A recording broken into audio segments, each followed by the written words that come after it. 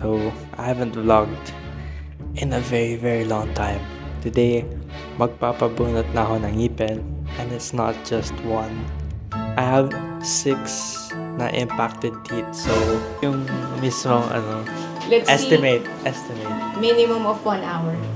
Minimum? Minimum of 1 hour. Eh? Parang laki ng needle. Oo, mas malaki rin talaga yung needle, Bakit? unfortunately. Manhid na din ako. Hey guys, what is up? So, I haven't vlogged in a very long time.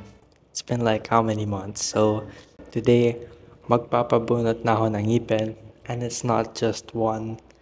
So, here's the whole story. Kasi, I have 6 na impacted teeth. So, hindi sa sobra yung ngipin ko, pero mali kasi yung pagka-brace sa akin nung bata ako. Like, pinilit magka-brace. So, that's why today, pabunot kami ng 2 teeth at Tablante Clinic. So, the reason why I chose this dentist or this clinic kasi maganda yung place niya. I mean, yung facilities niya, and like madami silang staff, mabait yung mga staff. So, that's why I chose this place. And nakapagpabunot na ako dito ng isang baby teeth, and it was like nothing happened talaga. Like, I felt nothing. So, ayun. Ngayon, 2 wisdom tooth na atin tatanggalin ko. I'm not sure, pero ask ko na lang ulit kung ano yung tatanggalin. Siguro explain ko ulit kay Doc May. Shout kay Doc May. And ayun, so we're gonna go na there kasi late na ako eh. Let's go. Hello po. Morning. Si Mommy. So we're here. Hinintay ko lang kasi medyo late na ako guys. Wala pa. Okay, so early pala kami guys. Wait. So, ayun guys. And one of the reason nga pala na papatanggal ko kasi actually wala siyang pain. Like, hindi na masakit na mandabi akong ngipin. Like, may mga sungki ba tawag doon? Yeah, Impacted teeth. Wala sa labas yung sungki, nasa loob. Yeah. Kaya mahirap. And usually, masakit yon. Pero, actually nakita siya dati, diba? Before pa. Like, when I was 15, 16. Pero, wala naman kasing pain. Eh, ayoko nang gawin agad. So, sabi ko, pag 18 na ako, 18 na ako. Ilan ba daw? Ha? Nabanggit ko na eh. 6 yung total. Grabe, yung, noon dami. 6 yung total kong impacted teeth. Kwento mo bakit siya nagkaroon ng impacted? Yan, nakwento ko na din. Sa mga Kasi, nagmamadaling magpa-brace. Yan. pag bata pa kayo guys, huwag muna kayo mag-braces. Kasi mag-grow pa yung teeth nyo. So, nangyari kasi sa akin, nag-braces ng maaga. So, nag-close yung Lumaki. yung gap. Yung And I have big teeth pa. So, ayun. The reason why I wanted to remove kasi, like ngayon, even though hindi siya masakit, kasi it's like flared, like my teeth are going upwards. So, nagkakos ako ng smile lines dito. And yun yung hindi na ayoko. So, ayun. Pangilang braces pala yan? 4, 3. Kasi, gusto ko lang talaga braces. Pero nung chinek ulit pala yung sa x-ray, dami kong ngipin. I don't know if I have a picture, ilalagay dito pala. There was so much impacted teeth. I was like, ba't ang dami? Pero actually, kulang na yung mga teeth ko eh. 'Di ba? Kulang na kasi madami nang tinanggal. Pero malalaki kasi yung teeth ko, so... No, isa pa lang natanggal. So, No, tatanggalin madami na natin yun. kulang eh. Ang dami nga pong sinabing missing nung chinecheck. Missing kasi nasa loob pa. Hindi na siya lumabas. Okay, anyway. So, ayun guys, we're gonna wait lang for Doc. So guys, magsasalta tayo ng gown. Tama ba, gown? Kasi mag-start na kami na bit. Kasi wala pa sila Doc guys, pero we're gonna get ready na. Siya naman. Yeah, I mean, the first was okay. Kasi madali lang. Like, nothing. Parang may ginagalo lang dun sa parang may kinalikot lang. So, wala na. Pero ngayon, malaki to eh. It's gonna leave like a big scar.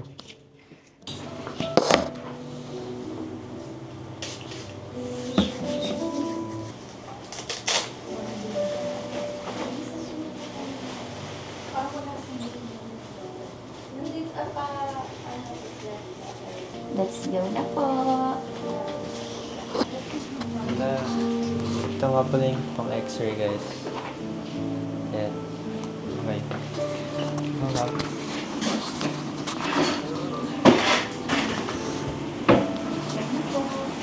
Yan, ito nga pala yun.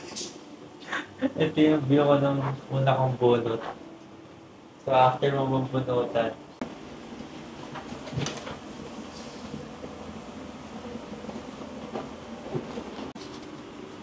fit check, guys. Fit check. Dito, No, sa start lang. sisilip-silipin mo lang siya. Start Hindi lang. ka kaya. Doc, pakilala ka na sa vlog. So guys, this is Hi. Doc Ray. Siya yung magli-lead ng surgery ko. Yeah. And, Doc, ano bang gagawin today? Explain here. Okay. Later on, Doc Sia will be with me and she's going to discuss the treatment that we're going to do later. Okay? How long po do you think yung mismong Let's estimate? see. Minimum of 1 hour. Minimum? Minimum of 1 hour. So anyway, everything will be discussed later because I know that after the procedure, I think I won't be able to talk to you na. Okay? Okay. Wait lang ha. Okay. Sorry, we're late because we came from the other clinic pa. Gosh, we had patients. Kayo ba kinakabahan? Hindi. Tatay na nga po ako. Ano ba? I woke up 7:30. Okay na ba yan? Well, that's good enough naman. Usually, we say minimum mga 4 to 6 hours supposedly. Pwede na. So, at least, medyo Fine. nandun ka naman. And then, I saw your blood test results. Also, within normal naman lahat. Some expectation or comfort kapag nagtusok pa rin tayo. No? There will be topical to numb the gums, but still, siguro mga 3 or 4/10 na pain for kapag nagpasok tayo ng needle. Okay? Same lang po ba na si Shrek last time? Or different? He's going to interview you, It's Pia. more, Wait yeah. lang, wait lang. You check. So guys, this is Doc Sia. So she's Hello. also gonna do the surgery. So siya din yung bumuhat ng baby teeth ko last time. Pero hindi ko na binidyo yun. So mas madami yung anesthesia. Yes, definitely the anesthesia Ako, technique safe natin ngayon is iba kasi impacted yung tooth ni Kenneth. So we're really gonna be slicing and drilling today. Unlike the first time na parang 2 minutes lang we're done na. This one is a little longer. So don't worry naman kasi again, you're going to be in good care and the discomfort naman is very minimal and controlled kasi may anesthesia. Okay? Parang laki ng needle. Oo, mas malaki rin talaga yung needle, Bakit? unfortunately. Parang, hindi. Kasi mas malalim yung tinatanggal natin ngayon and mas malaki yung bagang mo. Last time, baby tooth lang yun eh. So, it was easy talaga. So baba po ba muna? Yung lower or yung upper? Upper tayo, Oh, and then, tsaka okay. tayo maglo-lower. But both today. Right side. So both po here. Yes, right side. Para makakain ka on the left. Okay? Kasi if gagawin natin Kala ko left both and up, right, both it's down. gonna be swelling parehas. Mahirapan ka kumain, masyado kang papayat. Oh, yes. Okay, Payat so na we nga. do right side first and then we'll wait for you to heal ulit. Tapos when you're ready, we'll do the left side. Okay? Sige. Laki ng needle. Huwag mo na lang tignan yan, okay? Ito lang.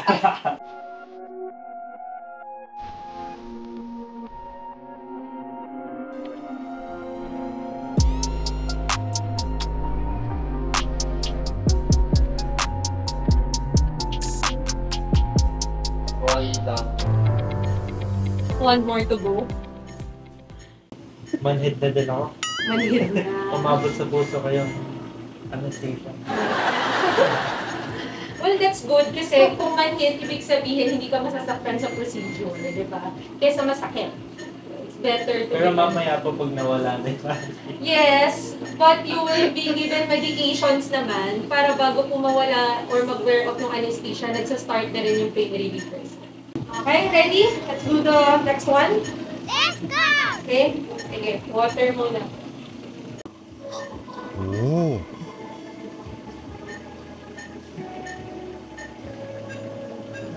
One, two,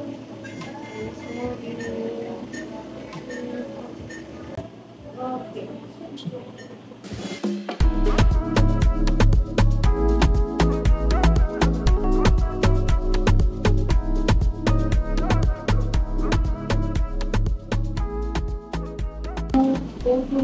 Okay, very good. COVID na lang. The smaller pieces that we first cut through is ito po, itong area na yan. Para po, kapag na-clear natin yung way dito, mahila namin siya palabas. So the procedure done, just like what Doc Sia mentioned, it's more of incision, and bone drilling. We also segmented the third molar so we can like remove it because we cannot remove the entire tooth without segmenting it. So we remove the coronal part and then the root of the third molar. So on our next procedure, when he's ready na again, then the same thing but more difficult. Probably longer. Longer treatment time. Ano yan, Doc? Ilang weeks ba yan bago mag-heal? Actually, the discomfort will gradually decrease or diminishes like at times like 3 to 7 days. But expect swelling or inflammation. Kasi we did the bone healing. Okay. When it's ready again, most probably a month or 2. Oo. Okay na po. Kasi mahirap din Oo. na hindi siya makakain. O, hindi makait. And then the teeth, we're gonna clean this up para maiulit. Okay? We are something pa inside. Meaning like, meron kami ipapasuot sa'yo just for you to open your mouth when you're asleep. And you cannot like take orders because you're sleeping. Diba? At times kasi, pag, just like what we did earlier, pag sinabi namin, okay, cannot you open your mouth, and then you're going to open. But when you're sedated, and at times, it will not be done here. It will be done in a hospital. If it's a third molar. So it's just best that we had this procedure. Okay. So, yun lang. No? Upper and lower is gone. But we still have more to go. Here, here, here. Tsaka meron pa dito. Yun yung magkapatong. Remember, dalawa yan, no? It's magkapatong. Okay. So, you have 4 to go. And then, itong isa, we'll see. Because it's very high up. Okay? Baka naman kapag nagkaroon ng mas maayos na alignment or spacing, baka bumaba. Lalo na ngayon, natanggalan na to, tatanggalin to. Diba? So, if there will be space, we might have the chance para pababain yan. Okay.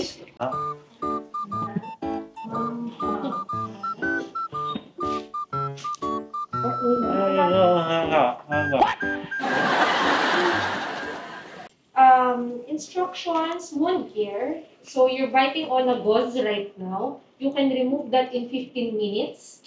After you pong tanggalin, you can eat ice cream or cold yogurt or shake. Pero kung shake ang iinamin mo, bawal gumamit ng straw for 3 days. Dapat gano'n. Yes, straight to cup kasi the straw creates negative pressure na nadidislodge yung blood clot paulit-ulit. So, mas napapatagal or nahamper yung healing. Okay? Bleeding is normal. Usually, malalasahan mo yan, but ang important, di siya tumatagas. Which is, before we dismissed you, hindi naman na, it's controlled. Otherwise, makikita mo yan. Diba? You're not allowed to spit a lot. Kung kailangan ng dumura, gently lang. Again, bawal gumamit ng straw and do not bite your lips while may anesthesia pa. Kasi baka hindi mo mamalayan, nagsusugat na or nagsisingaw. Kasi it's numb.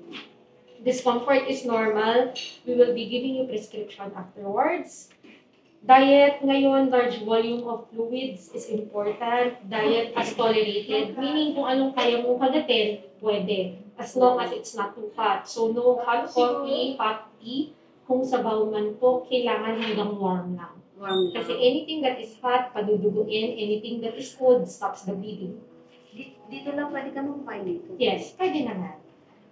Oral hygiene, you can brush your teeth except for the area, of course, na binunutan. So after meals, you have to gargle pa rin yung mouthwash that we are prescribing just to rinse off the food particles from the socket. Okay? Kasi kapag may mga naiwan dyan na food, may risk ka for infection. Swelling, okay, please expect mamamagayan. 2 to 3 days ang peak niyan. Medyo magiging square yung face mo. Do not worry, normal yon, okay? Usually po, peak ang third day. Pero on the 4th and 5th, medyo meron pa rin. Hindi pa yan pantay completely. By the 7th day, usually yun yung normal na po yung itsura. Rest, you cannot exercise, no working out, no lifting of heavy stuff around the house. Okay? Tapos, bruising, since medyo you're white, yung iba nagkakaroon ng green or reddish on the outer part of the jaw, normal effects din po. It will also be gone, usually 5 to 7 days later. Stitches, I mentioned you have a lot, no? So, in 2 weeks, if it's not yet dissolved, kung hindi pa po siya natutunaw, it's still best to come back here. We can check up lang yung socket. It's a quick procedure. Kung sakaling may natira pa pong stitches, ikakat na lang lahat. Okay? Stiffness, also possible since matagal ka naka-open ng mouth, tapos may mouth prop siyang kagat. So you can just massage your joints here para lang to relieve you of the ngalay.